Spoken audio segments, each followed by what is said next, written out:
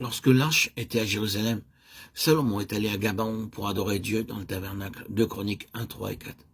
Il n'y avait pas d'arche dans le tabernacle, mais c'était le tabernacle de l'assemblée de Dieu que Moïse, le serviteur de Dieu, avait construit dans le désert. Il avait une merveilleuse histoire et un système religieux très élaboré et imposant. C'est là que l'Éternel a rencontré Salomon. Loué soit Dieu, nombreux sont ceux qui ont pu le rencontrer à Gabaon, car dans ce lieu, beaucoup de choses nous parlent de l'œuvre de son fils. Salomon y a reçu quelque chose et nombreux sont ceux qui ont reçu des bénédictions. Mais qu'a fait Salomon dès que sa demande a été satisfaite? Il est retourné à Jérusalem. Il a offert des holocaustes et des sacrifices d'action de grâce devant l'arche de l'alliance du Seigneur, un roi, 3,15. Quand une âme est réellement enseignée par Dieu, le message du pardon des péchés ne suffit plus. Même la lumière, la nourriture et la vie de prière ne suffisent plus. Ceux qui ont la sagesse d'en haut ne seront satisfaits par rien de moins que par l'arche.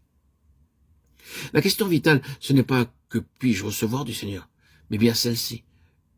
Quelle place occupe-t-il? Quelle place est donnée au témoignage de Dieu concernant son Fils?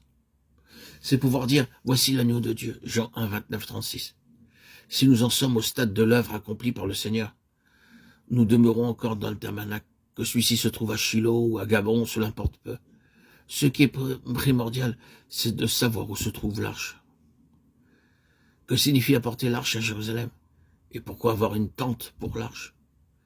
Le Seigneur a déclaré que l'arche devait être dans le temple à Jérusalem et dans le royaume.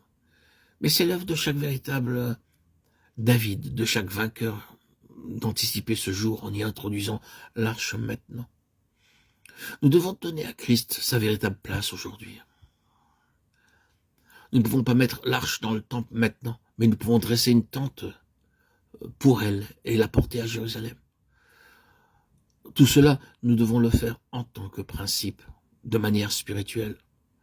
Tous les matériaux pour le temple furent préparés par David, quoiqu'il ne l'ait pas édifié lui-même. Nous sommes donc de ceux qui doivent préparer les matériaux et, en esprit, donner à l'arche maintenant sa véritable place. Ce qui caractérise le royaume de Dieu aujourd'hui et le royaume de Dieu lors du millénium, ce ne sera pas une question liée à la qualité, mais à la quantité. Ce que nous voyons est plus limité aujourd'hui. La sphère en est plus réduite, mais cependant sa nature demeure la même.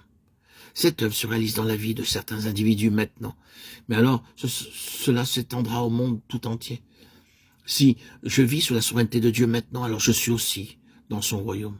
Pendant le millénium, tout le monde devra vivre sous la souveraineté de Dieu, sous la seigneurie de Christ. C'est ce que représente l'arche.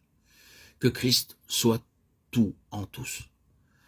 Le cœur de Dieu tend vers ce jour où les royaumes de ce monde deviendront le royaume de notre Seigneur et de son Christ. Le royaume de 1000 ans et le royaume éternel sont étroitement liés, car le millénium introduira le royaume éternel. Le cœur de Dieu est tourné vers le royaume. Vers quoi se tournent nos cœurs? Le royaume ne viendra pas automatiquement dans nos cœurs. Nous devons faire quelque chose pour l'introduire.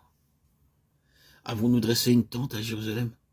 Préparons-nous ainsi à l'introduction de l'arche dans le temple lors du royaume de 1000 ans.